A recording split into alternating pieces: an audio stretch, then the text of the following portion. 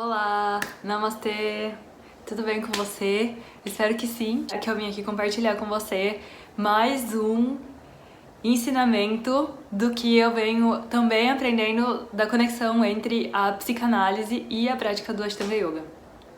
No último vídeo eu falei sobre a importância do setting, que o setting é estabelecer uma rotina e ter a clareza do contrato do trabalho entre o terapeuta e o analisando, e também, no caso do yoga, entre o professor e o praticante e entre você mesmo com você mesmo na sua prática. Estabelecimento de horários, estabelecer um lugar para praticar e também uma rotina. A importância da prática e da análise é que a gente consiga se conhecer cada vez melhor. Esse é o objetivo final de tudo. É um exercício de autoconhecimento.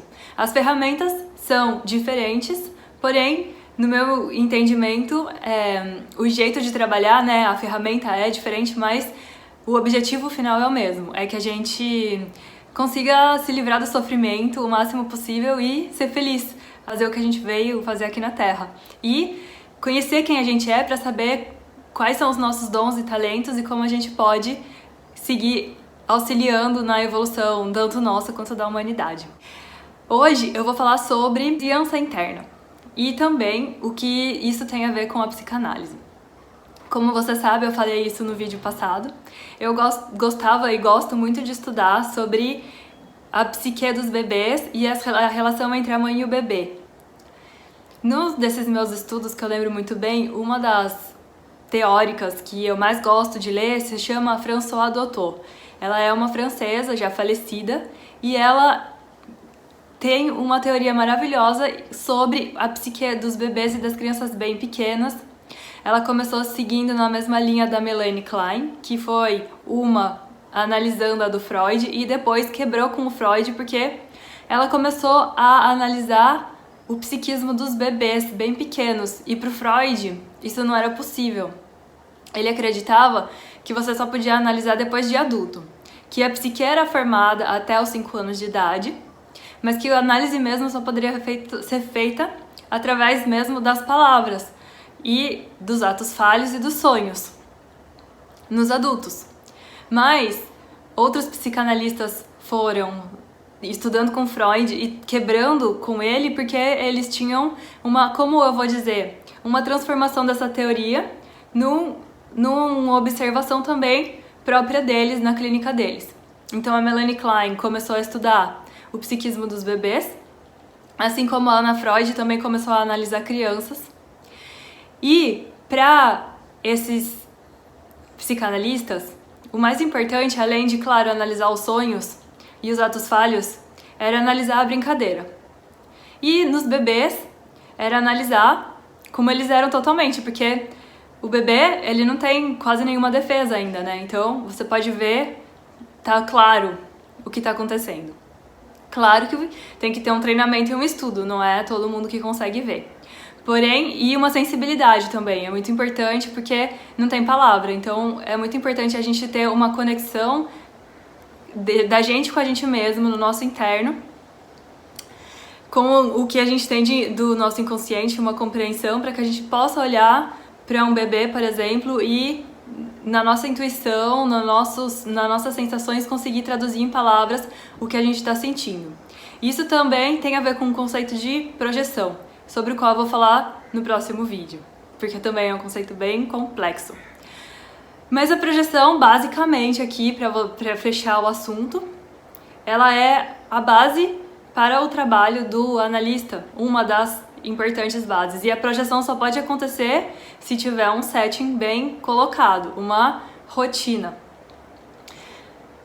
Porque você, como analisando, ou quem for o analisando, e também dentro da prática do yoga, o praticante se sente seguro, estável, o ambiente está estável, dando contorno, para que a gente possa se colocar e projetar no analista, ou na nossa prática, ou no professor, o que a gente tem no nosso inconsciente em relação às nossas figuras de autoridade que a gente introjetou. Isso significa que a gente incorporou quando a gente era bem criança. Por exemplo, a figura materna e a figura paterna. Isso, a gente repete essa relação que a gente tinha quando a gente era criança, com quem fazia as vezes do pai ou da mãe, a gente repete com o nosso analista. Então, não necessariamente o analista sendo mulher ou homem, quer dizer que com uma analista mulher você vai repetir a relação com a sua mãe. Não necessariamente. Porque o papel do setting tem a ver com você poder ver o analista como neutro, para que você possa projetar o que quer que você necessite para trabalhar naquele momento. No caso de uma prática de yoga, o professor pode muito bem servir como também uma figura neutra, aonde a gente projeta. Normalmente a gente também pode projetar nos professores, mas isso também pode acontecer uma idealização. E o professor, ele é apenas um espelho. Ele não vai, um professor consciente, ele não vai se endeusar porque o aluno está endeusando ele. Porque na verdade isso é natural no começo de qualquer relacionamento, com uma figura de poder que nós colocamos como poder, o analista, o professor, o pai, a mãe, a gente coloca num pedestal, idealiza.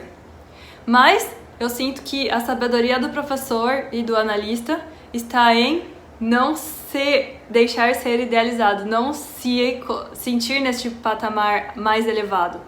Porque um educador, como já dizia Paulo Freire, ele está na mesma linha. Nós todos somos seres humanos e o que eu gosto muito no yoga é que me ensinou e me ensina que professor e aluno são seres humanos apenas andando pelo mesmo caminho, a gente está buscando a mesma coisa. A evolução, o autoconhecimento, a gente está buscando ser pessoas melhores pra gente e pros outros. E cada um está trilhando um caminho, talvez alguns andaram por mais anos nesse caminho e podem nos ajudar e mostrar e dar a certeza de que estamos no caminho certo, quando as dúvidas surgem, quando somos alunos. E o papel do analista é uma segurança, com certeza, de falar, tá tudo bem, pode ser quem você é aqui. Fala o que você está pensando agora, não importa o que seja. Porque você precisa, em algum momento da sua vida, colocar pra fora, falar tudo o que você pensa, sem ressalvas. Bom, aqui, então, falando sobre esse papel dentro da prática de que quando você abriu o seu tapete de yoga e começou a praticar, e por ter uma prática fixa e a respiração, você consegue deixar vir à tona muitos conteúdos. No começo da prática, a gente presta atenção nos movimentos físicos, a gente está prestando atenção mesmo no mais grosseiro, vamos dizer. Aonde estão as minhas mãos, aonde estão os meus pés, para onde eu estou olhando, como está o meu quadril agora, se a minha perna está esticada ou dobrada. Com o tempo, você vai repetir esses movimentos, vai repetir, e pouco a pouco você começa a prestar mais atenção na respiração. Então, você já sabe a hora que você tem que dobrar o joelho ou esticar o braço, descer o braço, e aí começa a ficar mais importante inspirar e expirar, começar a prestar atenção na qualidade da respiração. Então você está indo para um nível mais sutil. E com o tempo, a respiração ela também vai ela vai te transportar para um nível ainda mais sutil de sensações no corpo. E aí, quando você chega nesse nível, muitas vezes você não quer dizer que você vai estar nele sempre. São momentos durante a prática, ou momentos durante a meditação, ou momentos durante a sua análise, que você está consciente do que está acontecendo no seu corpo.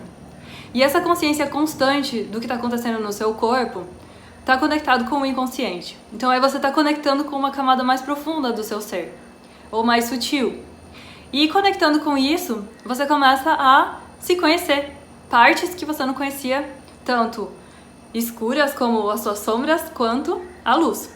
E não importa o que seja, porque se você está realmente se sentindo seguro no setting, tanto da prática quanto da análise, você vai se deixar ver o que aparecer. Muitas vezes a gente precisa conectar com as nossas sombras, porque muitas vezes também é das sombras que vem o nosso potencial.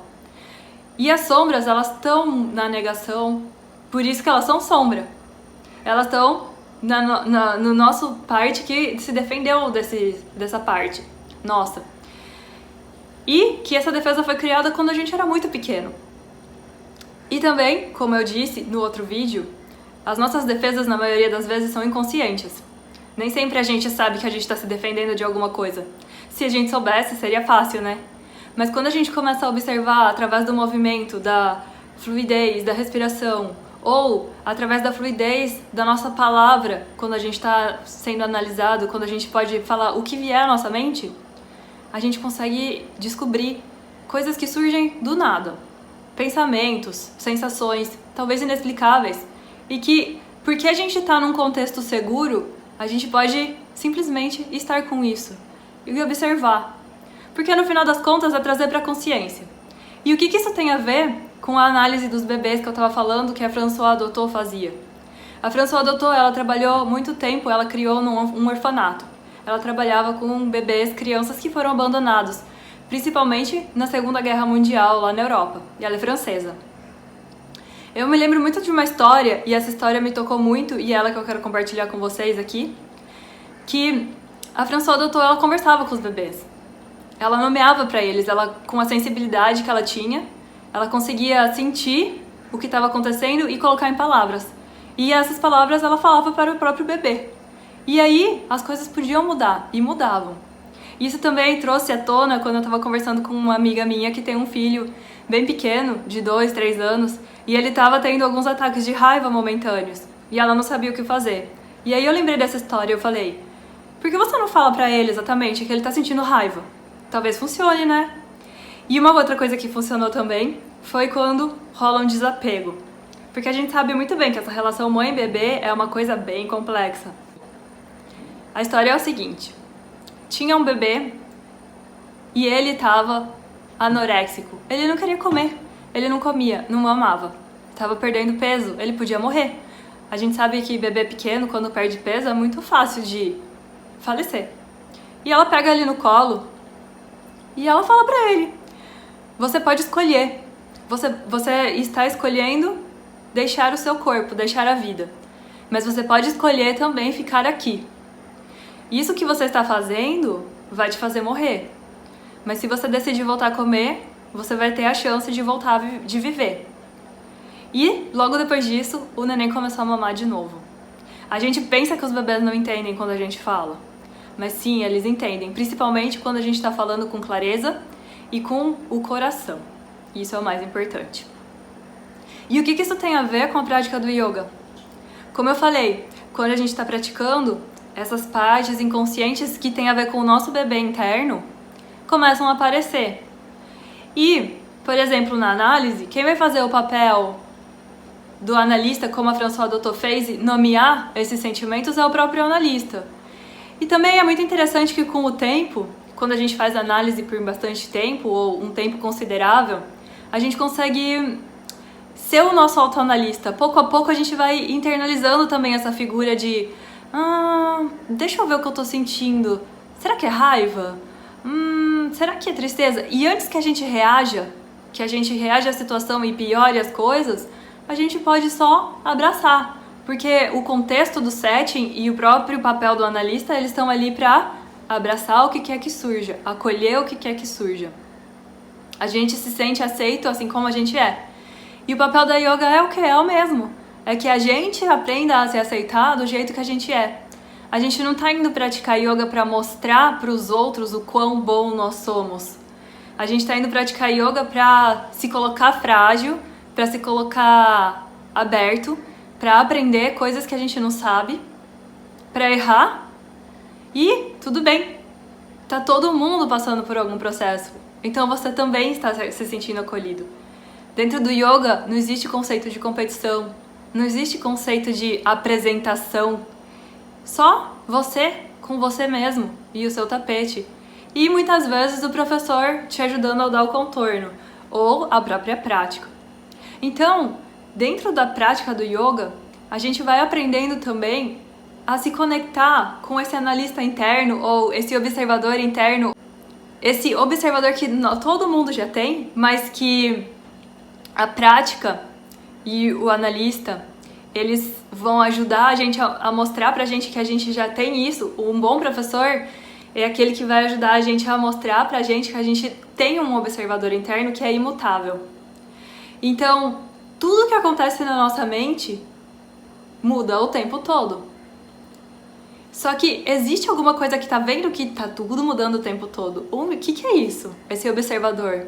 A gente se identifica tanto com a mente imutável que a gente pensa que a gente é a mente imutável. Mas com a gente tomando uma distância, a gente consegue ver que a gente observa a mente. E assim como o analista observa o paciente.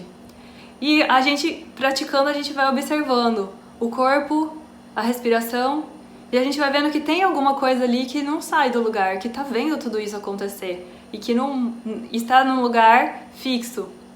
E por isso é importante criar a rotina, porque a rotina faz com que isso venha mais próximo. Tem que ter alguma coisa fixa, tem que ter alguma coisa certa, para que esse observador vá um pouquinho mais pra frente, ou que a gente possa chegar mais perto dele, a gente possa ver o quão importante é ter uma base fixa. E aí, o próprio observador interno que você já tem, ele faz esse papel de ver tudo que tá mudando e acolher o que quer que surja. Então é como se o observador fosse o analista. E essas outras coisas que estão aqui mudando o tempo todo, de repente as birras que a gente tem internamente, hoje eu não vou praticar, essa prática é um saco, nada a ver esse negócio de prática, tá muito difícil, hoje eu tô cansado, hoje eu tô com o saco cheio, eu não quero, é muito difícil, eu não quero suar. Bom, isso é como se fosse uma birra de uma criança. Mãe, mas eu não quero escovar o dente, mas eu não quero comer, mas eu só quero comer doce. Tem que ter alguém, alguma figura ali que fala, isso é um prazer pra você, mas não é bom pra você. O nosso observador, ele fala isso com a gente, se a gente consegue escutar. Ele vai falar assim, tudo bem, mas será que não é melhor você só tentar fazer 5 minutos de Surya Namaskar? E aí quando você vê, você já terminou a prática. Ele vai ser esse adulto, vamos dizer, esse adulto sábio, que sabe colocar também limites. E para os nossos desejos, porque se a gente fizer sempre só o que a gente quer e satisfazer os nossos desejos, a gente nunca vai chegar a lugar nenhum. A gente vai ficar pulando de um lado para o outro, como dizem aqui os indianos, como um macaco bêbado pulando de um galho para o outro. Então, a gente tem que ter um ponto fixo, um ponto firme, assim como e que nomeia as coisas que estão acontecendo. Então, os sentimentos que vão surgindo com a prática e que muitas vezes não tem nome, porque como eu falei no outro vídeo, eles estão no primeiro vídeo da série, o nosso corpo e a nossa mente são a mesma coisa, então os sentimentos vão trazer à tona o que tá no inconsciente, e o que tá no inconsciente não tem nome ainda, mas é nesse momento que aquilo que não tem nome, que estava angustiando, vem, e o observador consegue refletir, e aí você pode falar, tudo bem, e aquilo vai embora. É uma entrega para que surja essa sabedoria. E a prática, ela vai fazer esse sábio, esse observador se tornar cada vez mais forte. Assim como a análise vai fazer com que você internalize cada vez mais esse analista interno e que você possa também, você não seja viciado no seu analista, ou no seu professor, ou no seu guru. Porque, na verdade, eles são figuras que a gente quer trazer. E também, como eu já falei, quando, por exemplo, a gente gosta do Buda e segue a filosofia de Buda, é porque a gente quer ser equânime assim como o Buda, compassivo assim como o Buda.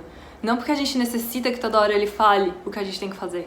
E isso a gente vai internalizando. Primeiro a gente precisa escutar, ler, entender e pegar esse conhecimento e incorporar. Mas depois que ele está incorporado, ele faz parte da gente. E aí ele vai virar mais um ponto de fixo para que a gente possa ir acolhendo o que vem surgindo. E isso vai trazer mais contentamento para nossa vida, no sentido de que parar de reagir às situações, vem, reage, e se torna a nossa vida tão automatizada, ou talvez tão inconsciente, né?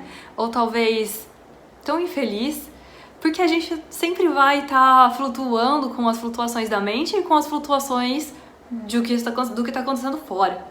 Então, quando a gente consegue entrar nesse espaço, nem que for 1 minuto por dia, é um momento de que eu tô no meu centro, do meu centro eu posso observar o que está acontecendo. Se for necessário, eu posso agir, o que é diferente de reagir. e sobre isso eu também posso falar num outro vídeo. Deixa aqui seus comentários, suas perguntas, espero que tenha feito sentido pra você e a gente se vê no próximo vídeo. Namastê!